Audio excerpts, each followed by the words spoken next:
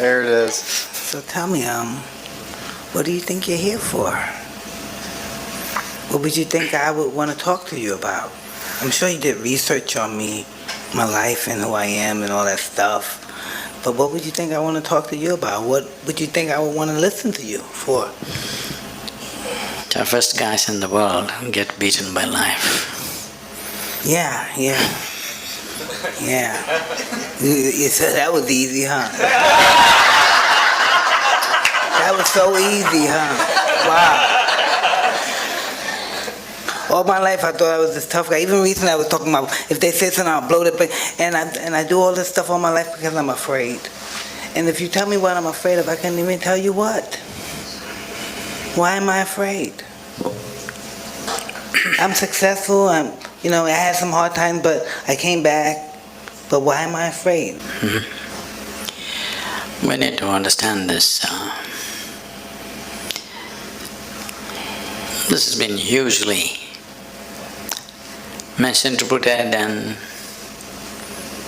misunderstood on various dimensions, whether it's fear or love or anger or joy. We need to understand it's not about something, it's by itself. It is not that there must be something that you must be afraid of. It is not that there must be somebody that you are in love with. It is not that you are happy about something or miserable about something. You can be simply miserable. Hello? Thanks. Or you can be simply happy. You can simply sit here just by yourself and be very loving. You can sit here and be terrified about nothing. Because human experience is not created from outside. Human experience is happening from within. So what happens from within may sometimes find outside stimulus, but you can work it even without external stimulus. Hello? All of you are experts, aren't you? Without any external stimulus, you can create pain, you can create joy, you can create misery, you can create anger, love, fear, whatever you want. Because the seat of experience is within you. Only thing is you are not sitting there. You're crawling around it. You're supposed to be sitting there on the seat. If you are sitting on the seat of your experience, you would decide what should be the nature of your experience. Right now, because you're crawling around, something happens accidentally. We find an excuse. It's because of this guy I'm suffering. Even if he's not there, we would find somebody else. Hello? If that guy is not there, we'll find somebody else. If that is not there, we'll find something else. So, this is not about something. This is about that you have not taken charge of the seat of your experience, that's all. You just need an excuse. And the world will, of course, the world is quite enthusiastic about providing you the excuses. It will. They will provide lots of excuses.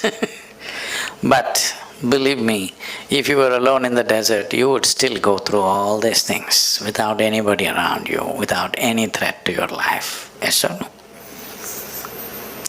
So, this is the fundamental flaw with life. Instead of fixing myself, I want to fix the whole world. Well, do what you want. You can't even fix one more person absolutely in your life. Hello? 100%? Did you get anybody ever just the way you want, 100%? Did you? Even, they're telling me even robotic machines have their own characteristics, they do their own thing. Even if you have a dog these days, they do their own thing. Yes, because you couldn't fix anybody, that's why you try to settle with a dog. But even that guy does his own thing. You can never fix anything outside of you 100%.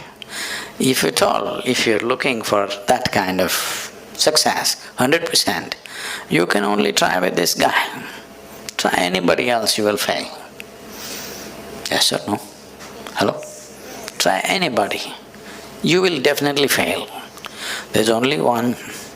This one, you could do him 100% the way you want. If you manage this one the way you want, where is the question of fear, suffering, misery, all this? This is not because of situations. This is because of the state we are in. Because no investment has been made for the being. First of all, we must decide, are we human beings or are we human creatures? The difference between a creature and a being is, a creature is a consequence of compulsive reactions to everything around us. That's a creature. A being means you know how to be. If you knew how to be, would you be blissed out? Or would you make yourself fearful or miserable or what? What's your choice? You must choose. I'm going to bless you just now.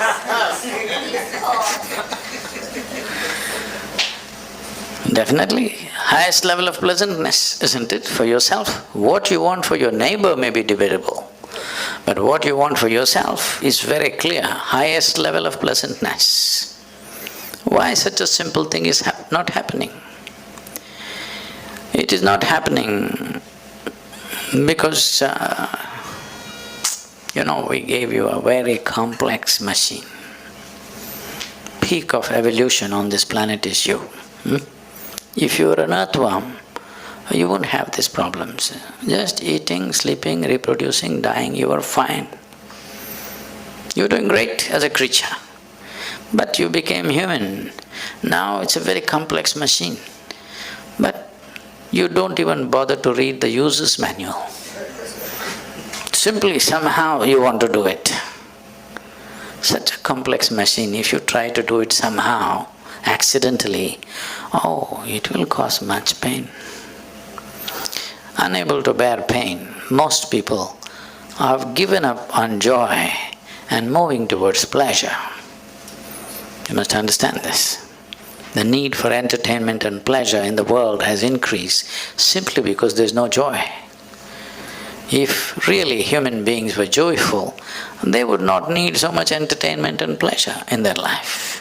Pleasure becomes a compulsion when there is no joyfulness, and if you don't cause pleasure with something or the other, pain is just waiting in the background, just there.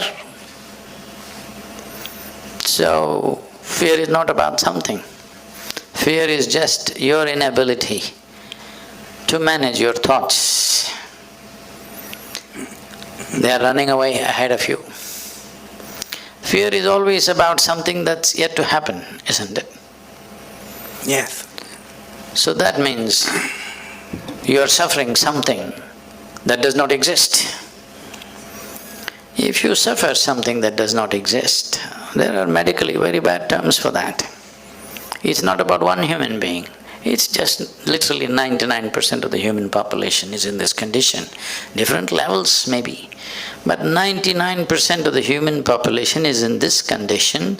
They are suffering things which do not exist. What happened 10 years ago, they still suffer.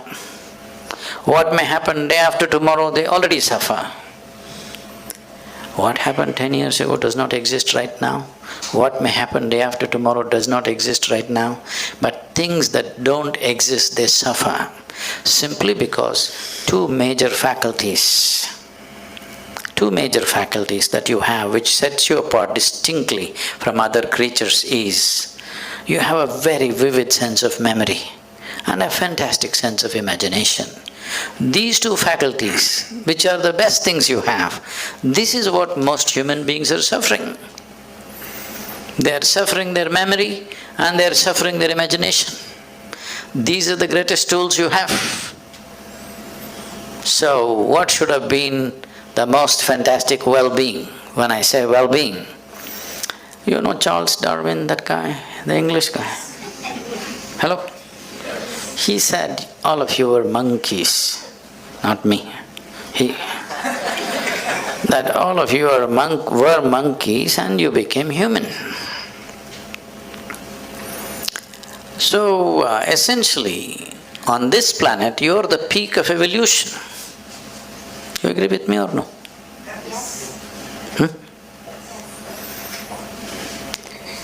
So, if you are the peak of evolution, that means you have come with the highest level of faculties. Because there are so many possibilities of being human, because your life is not fixed like that of a creature. When I say not fixed like a creature, for every other creature, nature has drawn two lines within which they live and die. The reason why an animal's life looks so much simpler and better is because there are no possibilities. So what human beings are suffering is their possibilities. If you destroy the possibilities, you will also be fine.